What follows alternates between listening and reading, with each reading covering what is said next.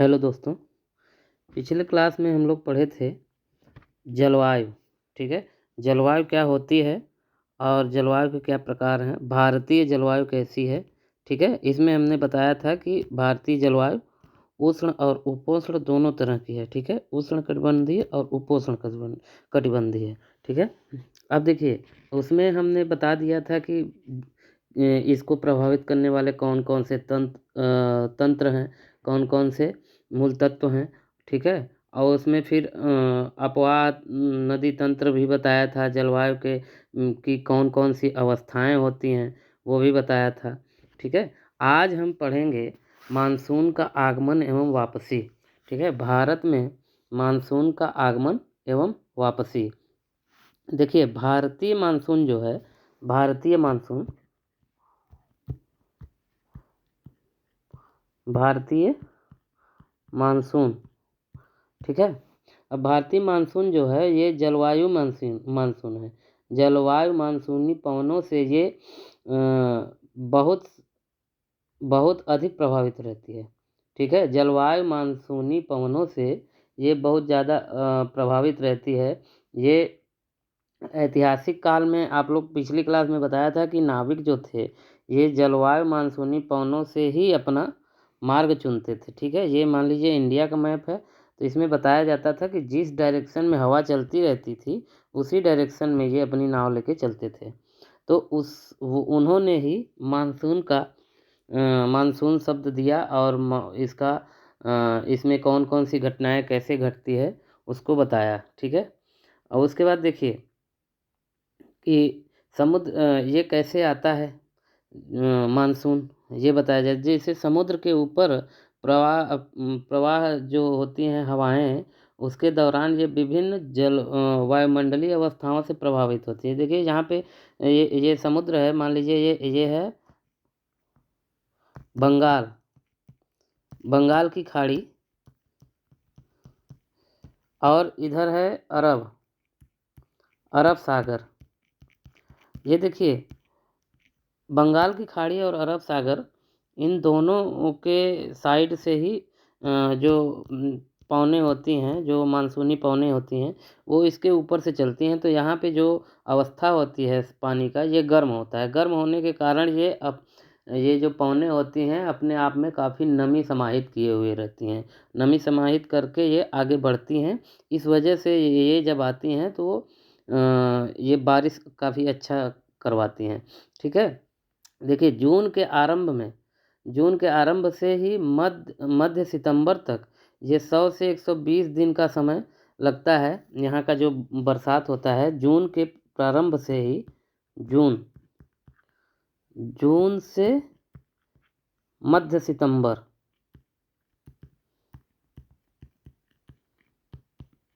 ठीक है, ये अपने भारत के मानसून का समय है, जून से मध्य सितंबर तक बरसात होती है।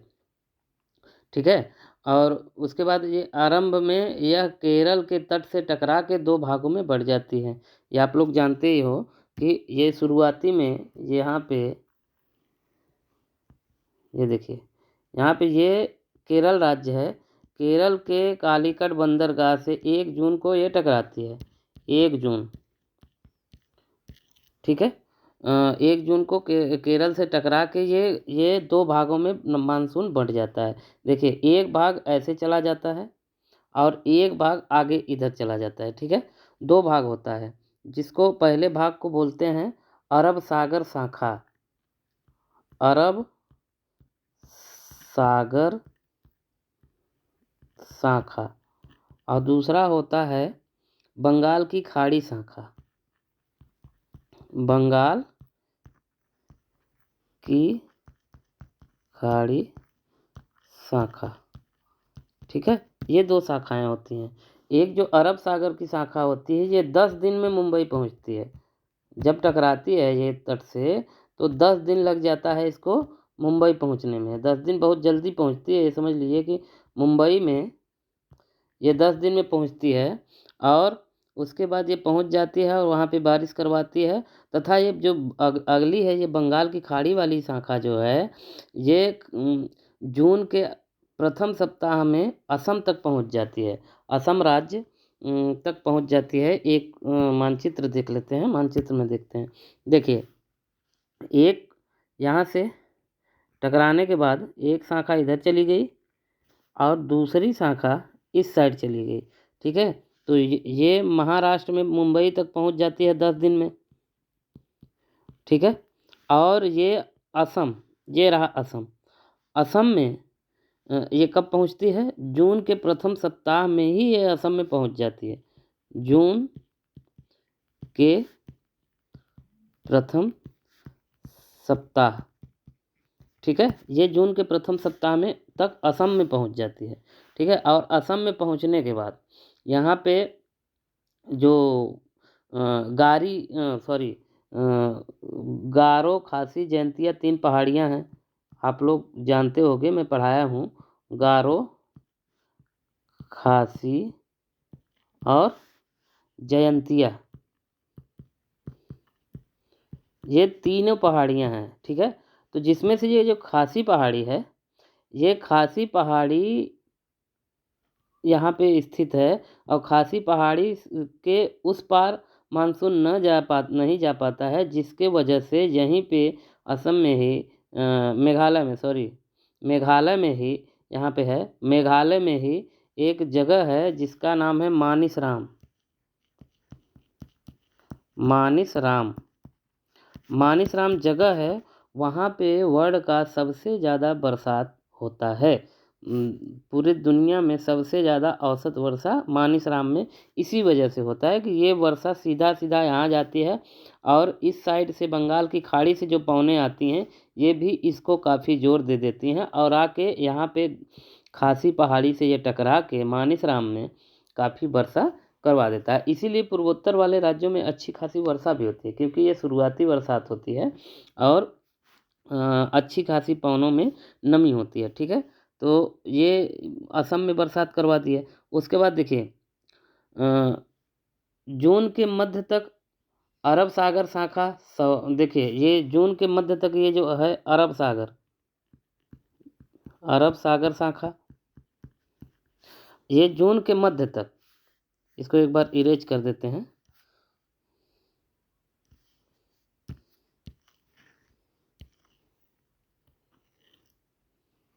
मानसराम में इतना ज़्यादा वर्षा क्यों होती है, ये तो आप लोगों को पता चल गया ना।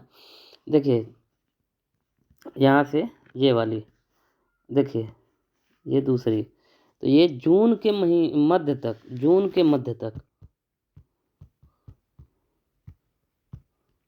मतलब कि 15 जून तक, ठीक है। 15 जून तक ये क्या होता है कि अरब शाखा जो है वो सौराष्ट्र, कच्छ एवं देश के मध्य भागों में पहुंच जाती है। सौराष्ट्र मतलब ये गुजरात वाला एरिया, इसको सौराष्ट्र बोलते हैं। और कच्छ, ये इसी का ये वाला एरिया है, कच्छ का रण, ठीक है। और देश के अन्य भागों में ये इस वाले एरिया में पहुंच जाता है, ठीक है। कौन सा है? अरब सागर शाखा,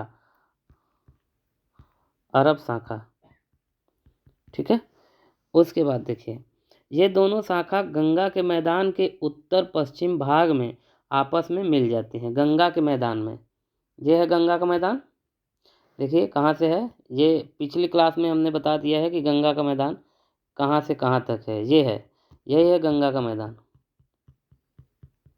ये दोनों शाखाएं, ये जो इधर से आती है मुड़ के यहाँ पे, और ये जो शाखा है इधर से आके इसी वाले क्षेत्र में मिल जाती हैं, गंगा के मैदानी क्षेत्र में। ये गंगा के मैदान के उत्तर पश्चिम में, ठीक है। अब देखिए उत्तर पश्चिम कहाँ पड़ेगा, गंगा का मैदान ये हो गया, एक मिनट, ये है गंगा का मैदान, इसके उत्तर पश्चिम देखिए, ये है पूरब, ये इस साइड है पश्चिम, ये है उत्तर, ये है दक्षिण। तो ये उत्तर पश्चिम का मतलब है कि ये वाला किनारा, तो ये वाला जो पंजाब वाला एरिया है, यहाँ पे ये दोनों शाखाएं, ये इधर से जाती है और ये इधर से आती है, ये दोनों शाखाएं यहीं पे मिल जाती हैं, ठीक है।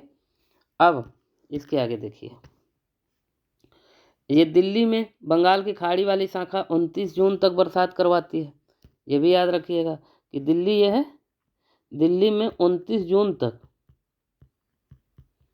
ये वाली जो शाखा है ये इधर से आ रही है, ये 29 जून तक दिल्ली में बरसात करवाती है। ठीक है। उसके बाद देखिए उत्तर प्रदेश, पंजाब, हरियाणा, पूर्वी राजस्थान में जुलाई के प्रथम सप्ताह में होता है। ठीक है। जुलाई के प्रथम सप्ताह में, एक मिनट,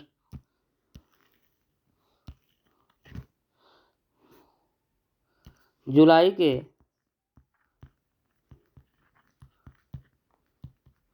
प्रथम सप्ताह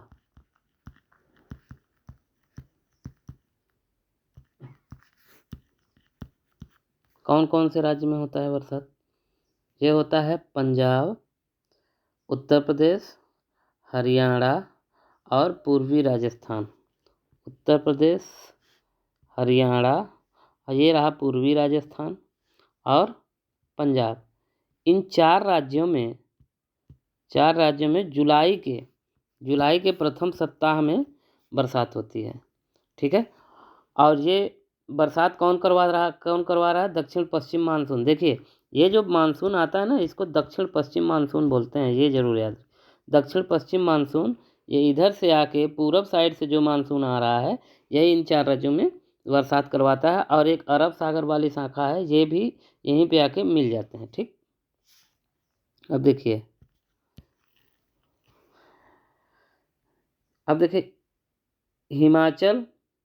हिमाचल प्रदेश में कब होती है वर्षा? मध्य जुलाई तक। हिमाचल प्रदेश देख रहे हैं, ये है सॉरी ये वाला एरिया है हिमाचल प्रदेश, इसमें होता है मध्य जुलाई। ये इतना टाइम इसीलिए लग रहा है, जुलाई का सीजन इसीलिए आ रहा है क्योंकि बरसात को, मानसून को इस साइड से पूरा इतना एरिया कवर करने में समय लग जाता है। ठीक है। इसलिए यहाँ तक आते आते ये मध्य जुलाई हो जाता है। उसके बाद देखिए कि हिमाचल अब शेष भाग में ये बरसात उसके बाद हो जाती है, मतलब जुलाई अगस्त तक हो जाती है और सितंबर अक्टूबर में ये मानसून वापस होने लगता है। अब उसके बाद देखिए ये तो मानसून बता दिए। अब देखिए भारतीय मानसून जो है, अब उसके बाद द्वीपों का भी बता दें, एक मिनट, द्वीपों का भी बता दिया जाए। उसके बाद देखिए द्वीपों पर मानसून अप्रैल में होता है। लास्ट अप्रैल से लेके मई तक, मई के प्रारंभिक सप्ताहों तक ये दोनों द्वीप समूहों में बरसात होती है। एक यहाँ है, यहाँ लक्षद्वीप है। यहाँ पे अप्रैल में, याद रखिएगा, अप्रैल में मतलब शुरुआती मानसून इसको बोल सकते हैं। अप्रैल के महीने में द्वीपों में बरसात होती है। ठीक। उसके बाद देखिए, अब देखिए वर्षा ऋतु में मानसून का आगमन कैसे होता है, ये भी जान लीजिए। ये बड़ा कॉन्सेप्चुअल चीज़ है कि बरसात के समय में जो मानसून का आगमन है, उसके आने का मतलब मानसून के आने का कारण क्या है।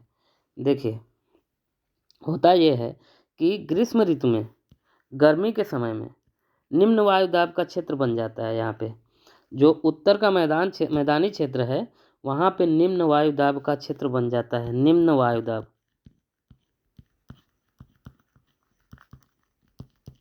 ठीक है।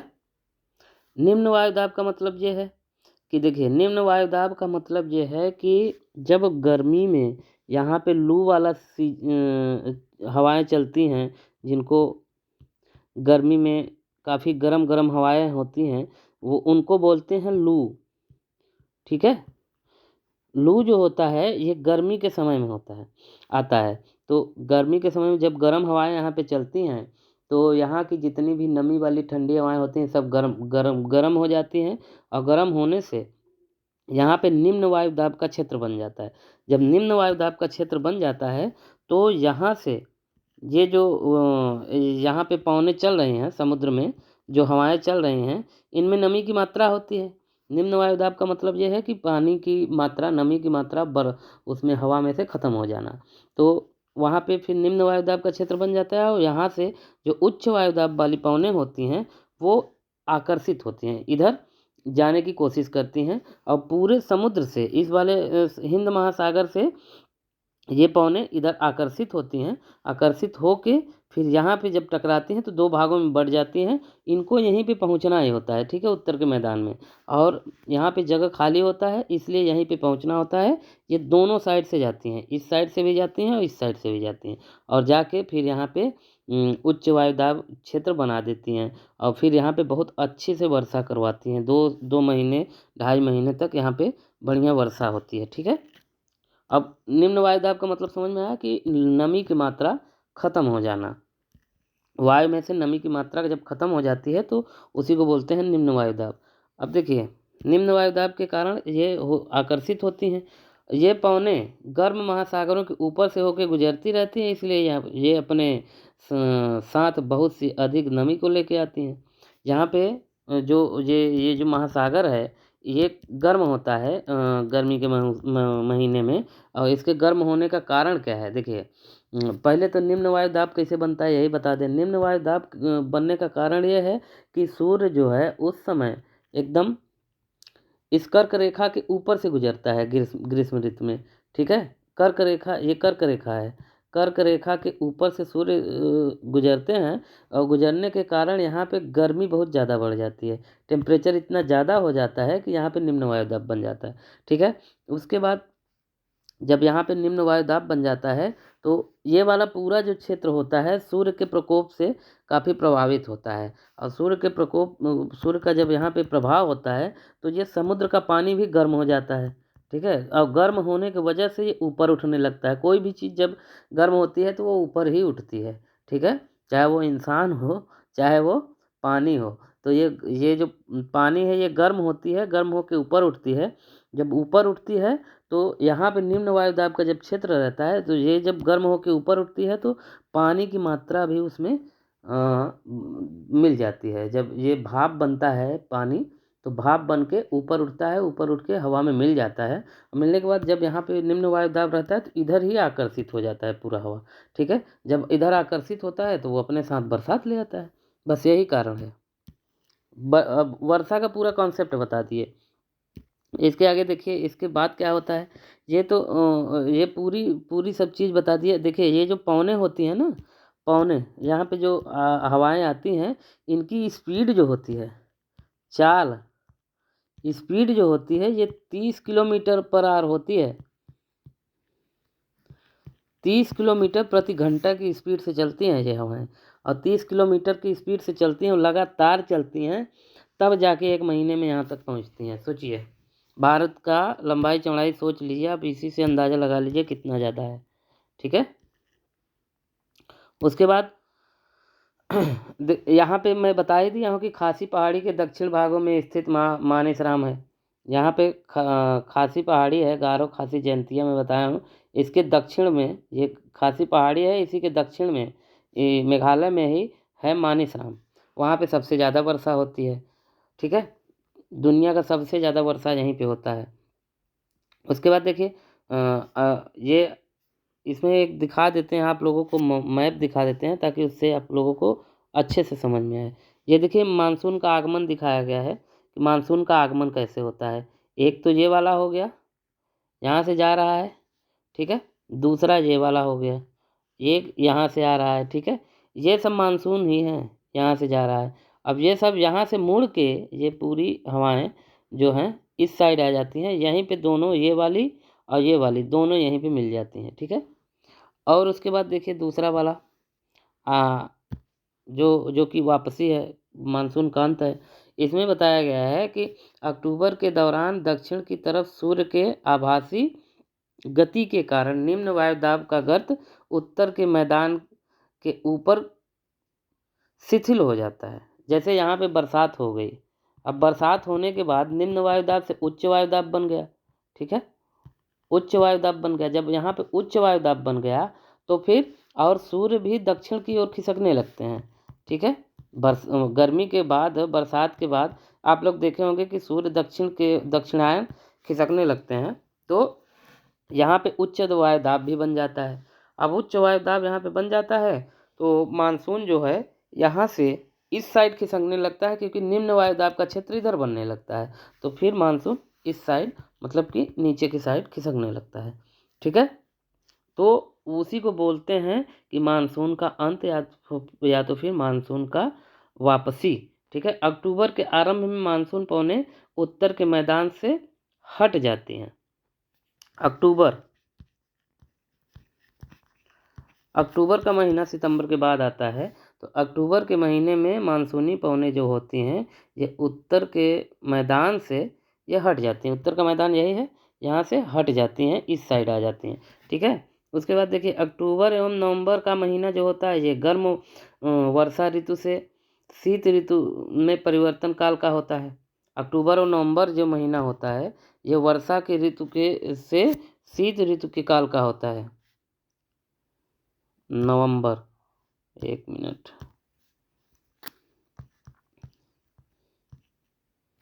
नवंबर और अक्टूबर का महीना जो होता है ये वर्षा से शीत शीत ऋतु के काल का होता है अक्टूबर और नवंबर का महीना।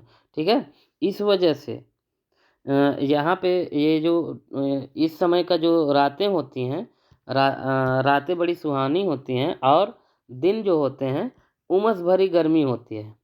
उमस भरी गर्मी का मतलब समझ रहे हैं, पसीना होता रहेगा लेकिन लू नहीं चलेगा, गर्म हवाएं नहीं चलेंगी लेकिन काफ़ी पसीना होता है। ठीक है, इसी को उमस वाली गर्मी भी बोलते हैं। तो इसका कारण क्या है, क्योंकि मौसम उस समय आर्द्र होता है। आर्द्र मौसम के होने की वजह से, आर्द्र का मतलब ये है कि इस समय में जो हवाएं होती हैं, पवनें होती हैं, उनमें नमी की मात्रा बहुत ज़्यादा होती है। ठीक है, पवनों में नमी की मात्रा इतना ज़्यादा होती है कि वो पूरा मौसम आर्द्र हो जाता है। और रातें जो होती हैं, रात काफ़ी सुहानी होती है, ये याद रखिए, सुहानी रातें होती हैं। अक्टूबर और नवंबर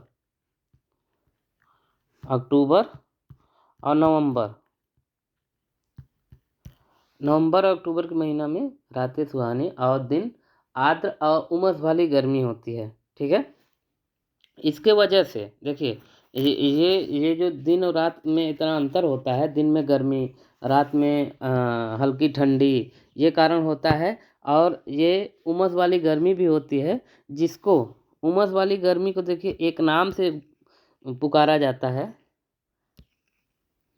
इसका नाम क्या है, क्वार की उमस। क्वार महीना होता है ना, क्वार की उमस, इसको बोलते हैं। किसको, कौन से महीने को, अक्टूबर और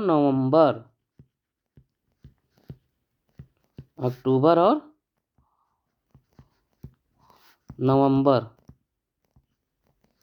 ठीक है, ये महीना जो होता है ये इसको क्वार की उमस के नाम से भी जानते हैं, क्योंकि उस समय उमस वाली गर्मी काफ़ी ज़्यादा मात्रा में होती है।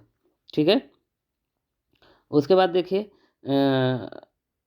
नवंबर के आरंभ में उत्तर पश्चिम भारत में के ऊपर निम्न वायुदाब का माहौल बन जाता है। अवस्था बंगाल की खाड़ी पे स्थानांतरित हो जाती है।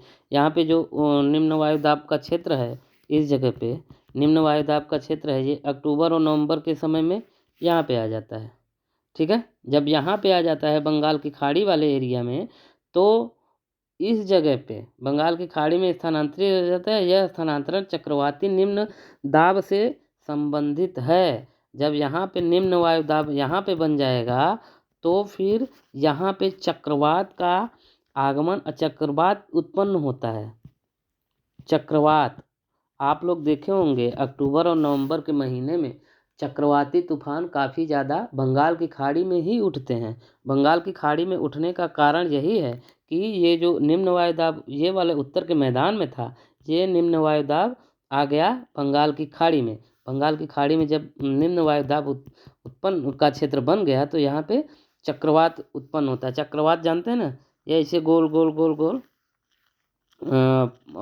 बड़ा धीरे धीरे होने लगता है और बड़ा होते होते ये काफ़ी बड़ा विशाल हो जाता है और पूरे इधर के पूरे तटवर्ती क्षेत्र को बहुत ज़्यादा प्रभावित और काफ़ी नुकसान पहुंचाता है। ठीक है, ये चक्रवाती तूफान अभी इस साल आया था।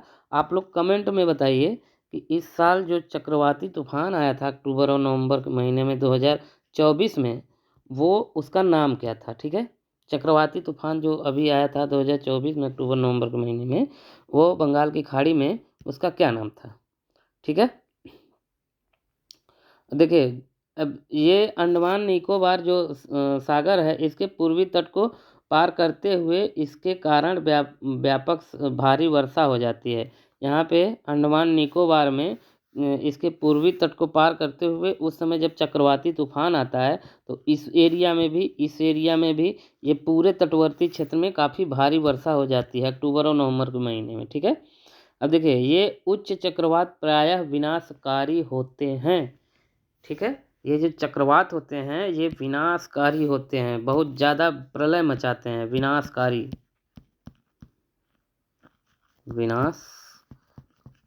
चक्रवात होते हैं।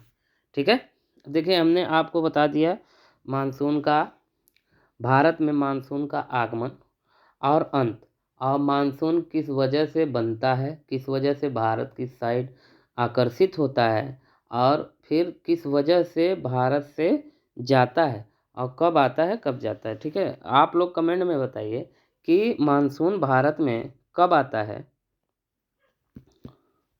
एक क्वेश्चन है, मानसून भारत में किस महीने में आता है।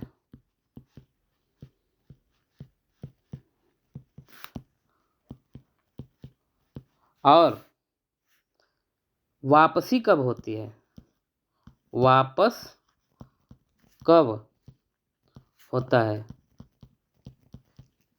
ठीक है, ये 2 क्वेश्चनों का आंसर आपको देना है कमेंट में।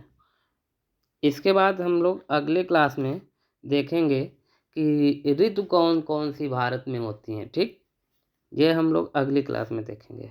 धन्यवाद।